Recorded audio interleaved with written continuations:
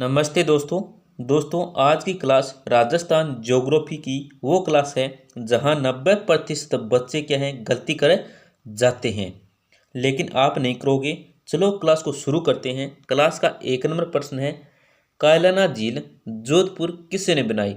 जो कायलाना झील है जोधपुर में, ये किसने बनाई थी? तो पहले क्या है, ऑप्शन देख लेते हैं। देखो, जयसिंह है, सर प्रताप है, सरदार सिंह है, अभय सिंह है। तो यहाँ पे जो आपका सही उत्तर होगा ना, वो होगा ऑप्शन नंबर 2। ऑप्शन नंबर 2 आपका सही उत्तर हो जाएगा, सर प्रताप ने बनवाई थी।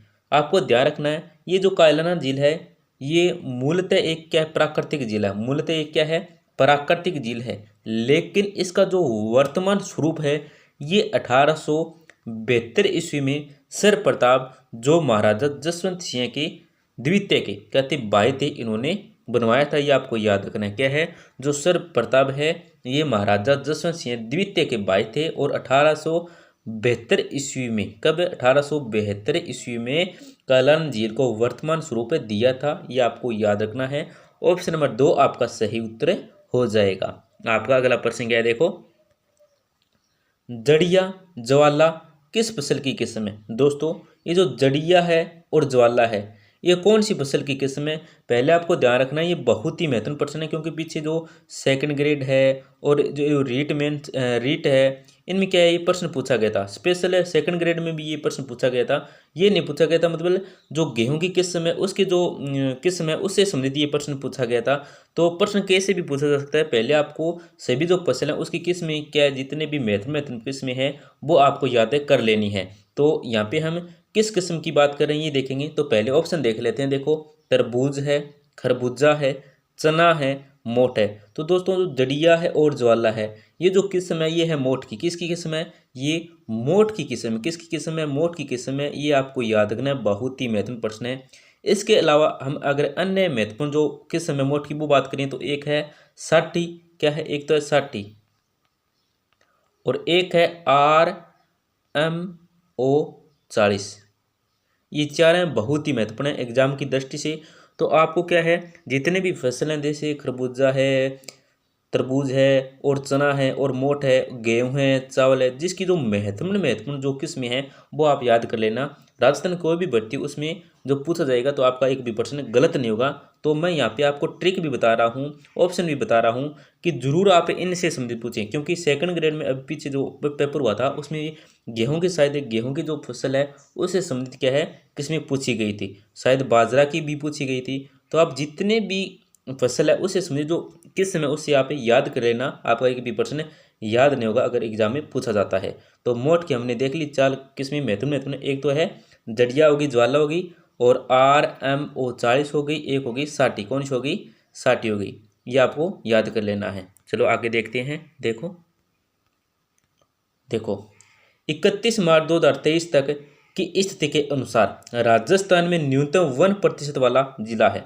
दोस्तों, 31 मार्च 2023 तक की स्थिति में बताना आपको, कि 31 मार्च 2023 तक की स्थिति में के अनुसार राजस्थान में जो न्यूनतम 1% वाला जिला है, ये कौन सा है? ऑप्शन देखो, पहले नागौर है, जैसलमेर है, चूरू है, और जोधपुर है। तो इस प्रश्न में जो आपका सही उत्तर होगा ना, वो क्या होगा? ऑप्शन नंबर 3 होगा। क्या? ऑप्शन नंबर 3 आपका सही उत्तर हो जाएगा, चूरू है। चूरू है। कितने है? कौन सा है?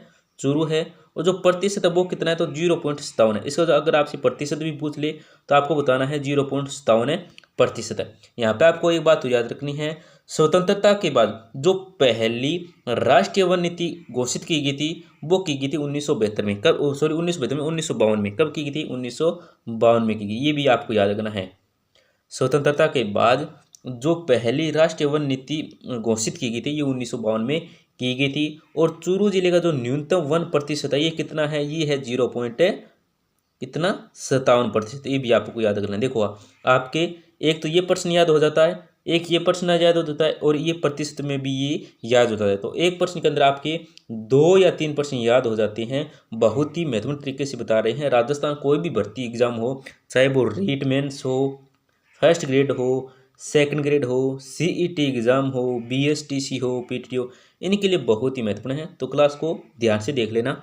हमने यहाँ पे देख लिया, आगे आगे चलते हैं, अगला प्रश्न देखते हैं। देखो, राजस्थान में निम्नलिखित में से कौन सा सीमेंट उद्योग का केंद्र नहीं है। दोस्तों राजस्थान में निम्न से कौन सा सीमेंट उद्योग का केंद्र नहीं है इन चार ऑप्शनों में। तो पहले ऑप्शन देखो, निम्बाहेड़ा है, ब्यावर है, मोडक है और गड्डेपान है। तो दोस्तों यहाँ पे जो आपका सही उत्तर होगा ना वो होगा ऑप्शन नंबर 4। क्या दोस्तों ऑप्शन नंबर 4 ये क्या दोस्तों, उद्योग सीमेंट उद्योग का केंद्र नहीं गड्डेपान। ये क्या दोस्तों, ये है गड्डेपान, ये कोटा, क्या दोस्तों, कोटा उर्वरक उद्योग का केंद्र है। किसका है, कोटा में जो उर्वरक उद्योग है उसका क्या है, केंद्र है दोस्तों, ये आपको याद है गड्डेपान। और ये जो सभी ये क्या है दोस्तों, सीमेंट उद्योग का केंद्र है। कौन कौन से, निम्बाहेड़ा सीमेंट उद्योग का केंद्र है, ब्यावर भी है, मोडक भी है। परंतु ये जो गड्डेपान है दोस्तों ये कोटा में इसे उर्वरक उद्योग का केंद्र है, ये आपको याद रखना है। बहुत ही महत्वपूर्ण प्रश्न है, याद रख लेना, गड्डेपान भी याद रख लेना, इन तीनों को भी क्या आप याद रख लेना। गड्डेपान क्या है, तो कोटा में इसलिए उर्वरक उद्योग का केंद्र है। किसका है, उर्वरक उद्योग का केंद्र है गड्डेपान। आपका अगला प्रश्न क्या है, देखो, राजस्थान के कितने जिलों की जनसंख्या 10 लाख से कम है। दोस्तों अब आपको बताना है राजस्थान के कितने जिलों की जनसंख्या है वो क्या है, 10 लाख से कम है। तो कितने हैं, देखो 3 जिले हैं, 2 जिले हैं, 4 जिले हैं या 5 जिले हैं। तो यहाँ पे जो आपका सही उत्तर होगा ना वो होगा ऑप्शन नंबर 2। कौन सा होगा, ऑप्शन नंबर 2 है नहीं, आपका सही उत्तर 2 जिले हैं। कितने हैं, 2 जिले हैं। देखो जनगणना 2011 के अनुसार राजस्थान में 50 लाख से अधिक जनसंख्या वाला जिला कौन सा है, केवल एक है। देखो 2011 की जनगणना के अनुसार राजस्थान में 50 लाख, कितने, 50 लाख से अधिक जो जनसंख्या वाला जिला है वो तो है जयपुर। या अगर ऐसा प्रश्न आए कि जनगणना राजस्थान की जनगणना 2011 के अनुसार राजस्थान में 50 लाख से अधिक जनसंख्या वाला जिला कौन सा है या कितना है, तो एक जिला है वो है जयपुर। कौन सा है, वो है जयपुर। पहली बात तो ये आपको याद रखना है। और जो 10 लाख से कम जनसंख्या वाला जिला है वो है 2। कौन से हैं, 2 हैं। और कौन कौन से हैं, एक तो है जैसलमेर। कौन कौन से हैं, एक तो है जैसलमेर और दूसरा है प्रतापगढ़। कौन सा है, दूसरा है प्रतापगढ़। तो ये हो गए 10 लाख से कम जनसंख्या वाले जिले, 2 जैसलमेर और प्रतापगढ़। और आपसे 50 लाख से अधिक जनसंख्या वाले जिले पूछे तो बताना है, एक बताना है वो है जयपुर। ओके चलो आगे देखते हैं। देखो, किस जनजाति में विवाह का खर्चा बचाने के लिए दुल्हन को दूल्हे के घर छोड़ दिया जाता है। दोस्तों उस जनजाति का आपको नाम बताना है, वो कौन सी जनजाति है जहाँ पे क्या है विवाह का खर्चा, मतलब विवाह का जो खर्चा लगता है, पैसे लगते हैं, उसको बचाने के लिए दुल्हन है उसको क्या दूल्हे के घर छोड़ दिया जाता है। तो देखो ऑप्शन में देखो, पहले मीणा है, भील है, ग्रासिया है, कंजर है। तो यहाँ पे जो आपका सही उत्तर होगा ना वो होगा ऑप्शन नंबर 3। ऑप्शन नंबर 3 आपका सही उत्तर हो जाएगा, ग्रासिया है। कौन कौन सी है दोस्तों, ग्रासिया है। और ग्रासिया की इस विवाह की जो परंपरा होती है, ये जो विवाहिक परंपरा है कौन सी, कि विवाह का खर्चा बचाने के लिए दुल्हन को क्या दूल्हे के घर छोड़ दिया जाए, ये जो परंपरा है विवाह की, इसको कहते हैं कौन सा, मेलेबो। क्या कहते हैं, इस परंपरा को कहते हैं मेलेबो। अगर प्रश्न में पूछा जाए कि मेलेबो कौन सी जनजाति से संबंधित है, किस से संबंधित है, तो वहाँ पे ऑप्शन ए सी आ जाएंगे, मीणा है, भील है, ग्रासिया है, कंजर है, सहरिया है। तो आपको जो ग्रासिया जनजाति है वो आपको याद रखना, मतलब मेलबो किसको कहते हैं, मेलबो ग्रासिया से संबंधित है। विवाह का खर्चा बचाने के लिए दुल्हन का दूल्हे के घर छोड़ दिया जाता है। अगर हम ग्रासिया जनजाति के अन्य जो विवाह प्रकार हैं वो देखें तो एक तो है ताड़ना। कौन सा, ताड़ना विवाह, ताड़ना विवाह है। अन्य प्रकार देख रहे हैं विवाह के, तो ताड़ना विवाह है, मोरबांदिया विवाह है, खेवना विवाह है और पहरावना विवाह है। कौन सा, पहरावना विवाह है। इनको आप याद रखना, ये 4-5 प्रकार कौन, एक तो ताड़ना है, मोरबंदिया है, खेवना है और पहरावना है। और कमेंट में आप जरूर बताएं ये जो मोरबंदिया विवाह ये क्या होता है, किस तरह से विवाह होता है ग्रासिया जनजाति में, जरूर बताएं। अगर आप गलत बताओगे तो आपको कमेंट के अंदर ही सही उत्तर बता दिया जाएगा। आगे देखते हैं। देखो, राज्य का नवीन मैनचेस्टर कहलाता है। दोस्तों जो राजस्थान का नवीन मैनचेस्टर कहलाता है ये किसको कहते हैं, कौन सा कहलाता है, तो देखो ऑप्शन देखो, बियानाए है, ब्यावर है, भिवाड़ी है, राजगढ़ है। तो यहाँ पे जो आपका सही उत्तर होगा ना वो होगा ऑप्शन नंबर 3। ऑप्शन नंबर 3 आपका सही उत्तर हो जाएगा भिवाड़ी। जो राजस्थान का नवीन मैनचेस्टर कहलाता है ये कहलाता है भिवाड़ी। कौन सा कहलाता है दोस्तों, भिवाड़ी कहलाता है। और ये भिवाड़ी ये वर्तमान केंद्र कहाँ पे है, तो खेरथल जो चिदारा है निम्नतम, कौन सा, खेरथल तिजारा जो निम्नतम जिला है इस जिले के अंतर्गत ये आता है।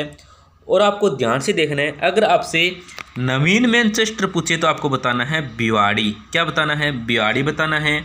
अगर आपसे पूछे कि राजस्थान का मैनचेस्टर कहलाता है वो आपको बताना है भीलवाड़ा। ये अभी आपको याद रखना है, ऐसा गलत मत कर देना। देखो अगर आपसे राजस्थान का नवीन पूछे, देखो नवीन मैनचेस्टर पूछे तो बताना है भिवाड़ी। जो खेतल तिजारा के अंतर्गत आता है। अगर आपसे नवीन ना पूछकर राजस्थान का मैनचेस्टर कहलाता है तो आपको बताना है भीलवाड़ा। कौन सा बताना है? भीलवाड़ा बताना है। ये भी आपको याद रखना है, बहुत ही महत्वपूर्ण प्रश्न है। अगर आप बोलते हो देखो मतलब भिवाड़ी भी आ जाए, भीलवाड़ा भी आ जाए और मैनचेस्टर आ जाए तो भी आपको भीलवाड़ा करना है। अगर नवीन मैनचेस्टर आ जाए तो भिवाड़ी भी आ जाए और भीलवाड़ा भी आ जाए तो भी आपको भिवाड़ी करना है। अगर ऑप्शन में ए से आए देखो नवीन मैनचेस्टर आ जाए और भिवाड़ी ना आ जाए, भीलवाड़ा भी आ जाए और अन्य ये ऑप्शन आ जाए तो आपको भिवाड़ी तो है ही नहीं तो आपको भीलवाड़ा करना है। अगर प्रश्न गलत भी छपा होगा तो आपको क्या मिल जाएगा? बोनस मिल जाएगा। क्या मिल जाएगा? बोनस मिल जाएगा। ये भी आप ध्यान रख लेना। चलो आगे देखते हैं। वन की आशा किस नदी को कहते हैं? दोस्तों जो वन की आशा कहते हैं ये कौन सी नदी को कहते हैं? तो ऑप्शन देखो बनास है, माही है, चंबल है, लूनी है। तो यहाँ पे जो आपका सही उत्तर होगा ना वो होगा ऑप्शन नंबर 1। वन की आशा है ये बनास नदी को कहते हैं। किस नदी को कहते हैं? बनास नदी को कहते हैं। बनास नदी का जो उद्गम स्थल है वो देख लेते हैं, वेरों का मठ है। कौन सा है? वेरों का मठ खमनोर की पहाड़ियों से राजसमंद से होता है। वेरों का मठ है, क्या है? वेरों का मठ है, खमनोर की पहाड़ियाँ राजसमंद से क्या है? बनास नदी का उद्गम होता है। अगर हम बनास नदी का अन्य नाम देखें तो एक होता जाता है वन की आशा, हो गया मतलब वर्णासा कहते हैं। क्या कहते हैं? वन की आशा या वर्णासा। क्या? वन की आशा या वर्णासा। एक और अन्य नाम है वो है क्या है? वशिष्टि। क्या है? वशिष्टि। ये हो गए इसके नाम, अन्य नाम।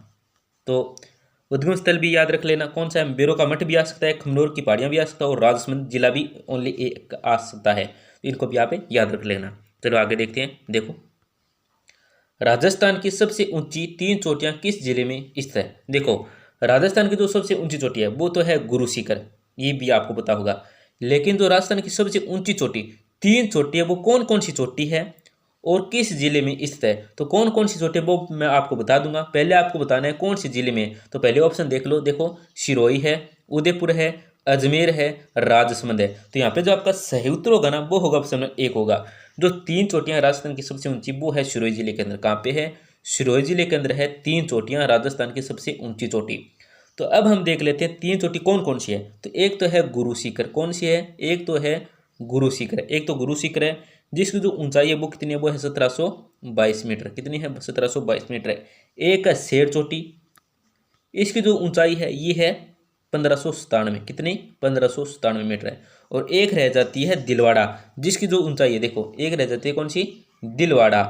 दिलवाड़ा जिसकी ऊंचाई कितनी है? ये है 1442 मीटर ऊंची। कितनी? 1442 मीटर ऊंची। तो ये होगी 3 चोटियां जो सिरोही जिले के अंदर स्थित है। 3 चोटियां हैं राजस्थान की सबसे ऊंची चोटी। चलो आगे देखते हैं। देखो बहुत ही महत्वपूर्ण प्रश्न है, छपने वाला प्रश्न है। चाहे वो फर्स्ट ग्रेड हो, सेकंड ग्रेड हो, रीट हो, सीटी एग्जाम हो, अन्य भर्ती भी के लिए भी क्या बहुत ही महत्वपूर्ण है। जैसे वीडियो है, एलडीसी है, वन रक्षक है, राजस्थान पुलिस है, बीएसटीसी है, अन्य सभी भर्ती परीक्षा के लिए बहुत ही महत्वपूर्ण प्रश्न है। ध्यान से देख लेना। दिसंबर 2024 में भजनलाल सरकार ने पूर्ववर्ती सरकार द्वारा बनाए कितने जिले व संभाग निरस्त कर दिए? तो कितने जिले व संभाग निरस्त कर दिए थे भजनलाल सरकार ने? तो देखो 8 जिले व 2 संभाग, 9 जिले व 3 संभाग, 17 जिले व 3 संभाग और 6 जिले व 4 संभाग। तो इस प्रश्न में जो आपका सही उत्तर होगा ना वो क्या होगा? ऑप्शन नंबर 2 होगा। ऑप्शन नंबर 2 आपका सही उत्तर हो जाएगा। भजनलाल सरकार ने जो जिले निरस्त किए थे वो 9 जिले तो निरस्त किए थे और 3 संभाग निरस्त किए थे। तो वर्तमान के अंदर कितने जिले? 41 जिले हैं। संभाग की बात करें तो 7 संभाग। कितने? 7 संभाग है। और किस किस पर्स पर किए थे निरस्त? देखो भजनलाल सरकार ने ललित के पंवार, जो ललित के पंवार कमेटी है इसकी रिपोर्ट के आधार पर उक्त जिलों के संभाग क्या नियुक्त किया गया था। अगर आपसे पूछे किसके आधार पर तो भजनलाल सरकार इन्होंने जो ललित के पंवार कमेटी है इसकी रिपोर्ट के आधार पर इन जिलों को क्या निरस्त किया था, ये आपको याद रखना है। ऑप्शन नंबर 2 आपका सही उत्तर है। 9 जिले में 3 संभाग को वर्तमान के अंदर जो जिले की संख्या वो है 41 है और संभाग की संख्या वो है 7। तो क्लास के अंत में आपसे छोटी सी गुजारिश रहती है हमारी, क्लास को जरूर लाइक करें। आपसे बस इतनी सी गुजारिश रहती है हमारी, बस आपको क्लिक ही करना होता है। क्लास को जरूर लाइक करें, हो सके तो अपने दोस्तों के साथ भी जरूर शेयर करें जिससे वे भी महत्वपूर्ण प्रश्न देख सकें। राजस्थान ज्योग्राफी के प्रश्न हैं। आप कहोगे, अगर आप हमें कमेंट करके कहोगे हमें राजस्थान इतिहास से संबंधित प्रश्न चाहिए, हमें राजस्थान कला एवं संस्कृति से संबंधित चाहिए, तो हम आपको उससे संबंधित प्रश्न जरूर ला के देंगे। कितने प्रश्न चाहिए ये भी बताना।